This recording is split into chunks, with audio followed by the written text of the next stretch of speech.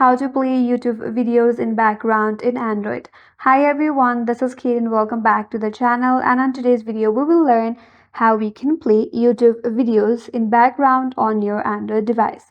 So without further delay, let's get started with this video. For that you have to open up YouTube 3D web browser. So open up Chrome in your device. Then in the search bar type in www.youtube.com and head towards YouTube.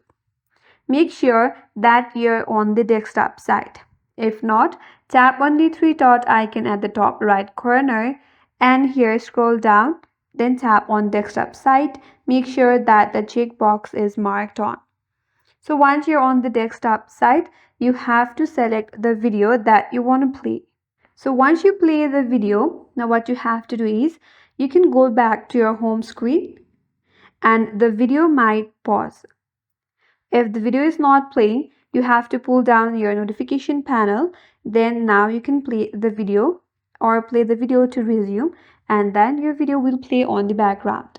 That's it. That's how you can play YouTube videos in background on your Android device.